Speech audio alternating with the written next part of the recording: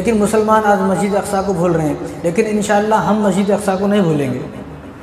جو بھولنے والے ہیں بہت ہیں، لیکن انشاءاللہ ہم مسجد اقصیٰ کو نہیں بھولیں گے۔ کیوں مسجد اقصیٰ کو نہیں بھولیں گے اور نہ ہمیں مسجد اقصیٰ کو بھولنا ہے؟ وہ اس لیے کہ رسول اللہ صلی اللہ علیہ وسلم سے حضرت ابو ذر نے پوچھا ہے کہ رسول اللہ اس زمین پر سب سے پہلی مسجد کون سی ہے؟ تو حضور نے فرمایا کہ سب سے پہلی مسجد جو ہے وہ بیت اللہ ہے۔ بیت اللہ کو اللہ تبارک و تعالیٰ نے سب سے پہلے تعمیر فرمایا ہے آدم علیہ السلام کے ذریعے سے، اور اس کے بعد فرمایا کہ اس کے بعد دوسری مسجد کون سی ہے؟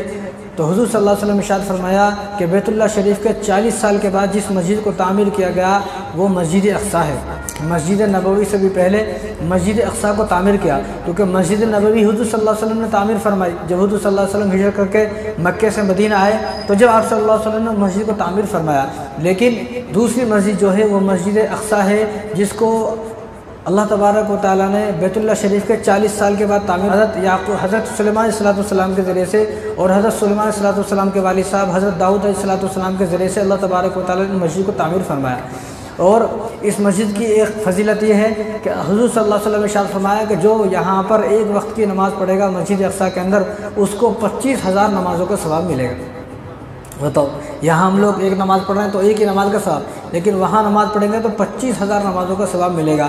اور حضرت میمونہ جو حضور صلی اللہ علیہ وسلم کی بیوی ہیں، تو انہوں نے حضور سے پوچھا کہ آپ مسجد اقصیٰ کے بارے میں کچھ فرمائیں، تو حضور نے ارشاد فرمایا کہ یہ زمین جو فلسطین کی ہے یہ زمین میدان حشر ہے، یہیں پر میدان حشر قائم ہوگا، اور تمام لوگ جب قیامت قائم ہوگی، قیامت کے بعد تمام لوگوں کو جب جمع کیا جائے گا تو اسی فلسطین کی زمین پر جمع کیا جائے گا۔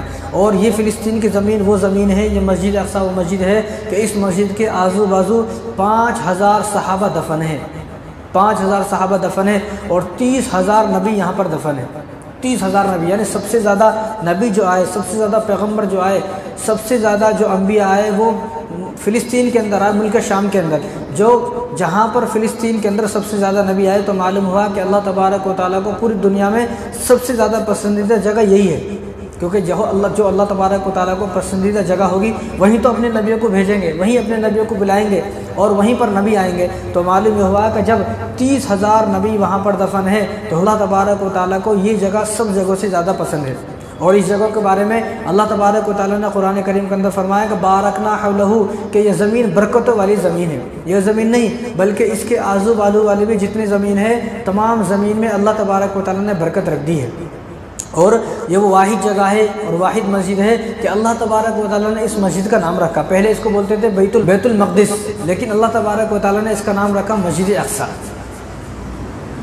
کہ سبحان الذی اسری بعبدہ لیلا من المسجد الحرام الی المسجد الاقصیٰ، یہ اللہ تبارک و تعالیٰ نے اس کا نام رکھا۔ اور دوسری ایک فضیلت یہ ہے کہ حضور صلی اللہ علیہ وسلم نے اس مسجد میں امامت کی ہے، اور امامت بھی لوگوں کی نہیں بلکہ نبیوں کی امامت کی ہے۔ یہ واحد ایسی عبادت ہے کہ یہ ایسی عبادت نہ قیامت تک کسی نے کی ہے اور نہ ہوگی، جب سے یہ دنیا بنی ہے یہ پہلی بار ایسی نماز ادا کی گئی ہے کہ نبی نے نماز پڑھائی اور ان کے پیچھے جتنے بھی مقتدی ہیں سارے نبی ہیں۔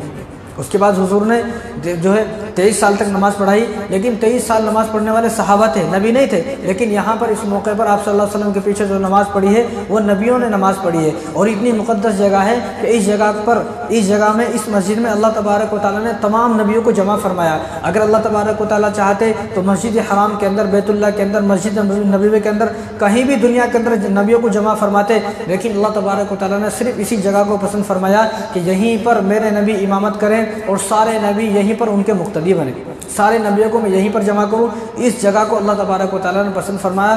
کتنی مبارک جگہ ہوگی، کتنی مبارک جگہ ہوگی کہ جب معراج کا سفر شروع ہوا تو حضور صلی اللہ علیہ وسلم کو یہیں سے اللہ تبارک و تعالیٰ نے اپنے پاس بلایا، مسجد اقصیٰ سے۔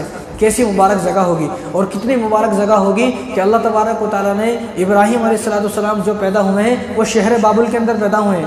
نمرود جو تھا وہ شہر بابل کے اندر تھا، لیکن جب نمرود ختم ہو گیا، نیست و نابود ہو گیا، تو اللہ تبارک و تعالیٰ نے ابراہیم علیہ السلام کو حکم فرمایا کہ آپ شہر بابل سے فلسطین آ جائیں۔ اللہ تعالیٰ نے اپنے نبی یعنی ابراہیم علیہ السلام جو خلیل اللہ ہیں، اللہ کے دوست ہیں، ان کو یہ حکم فرمایا کہ آپ جو ہے فلسطین آ جائیں۔ تو آپ ہجرت کر کے فلسطین آ گئے۔ فلسطین جب آئے تو اسماعیل علیہ السلام بھی یہیں پیدا ہوئے اور اسحاق علیہ السلام کی ولادت بھی یہیں ہوئی۔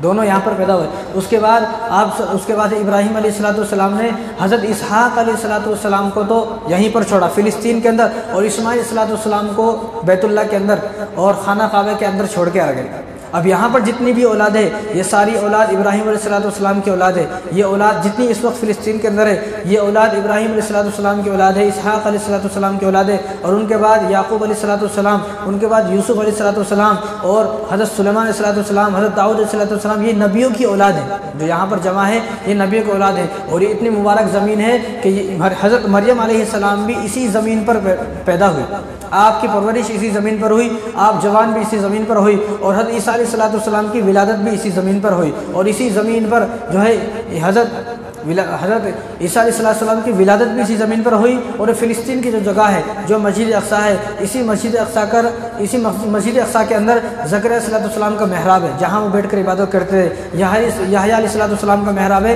कि जहाँ पर बैठकर याहया अलैहिस्सलाम जो है इबादत करते थे। और इतनी ये ऐसी ज़मीन है कि दज्जाल भी यहीं से निकलेगा, दज्जाल को कत्ल भी यहीं किया जाएगा, और यहीं हज़रत ईसा अलैहिस्सलाम दज्जाल को कत्ल करेंगे। और हज़रत ईसा अलैहिस्सलाम जो नाजिल होंगे, आसमानों से आएंगे, वो भी फ़िलिस्तीन के अंदर ही आएंगे।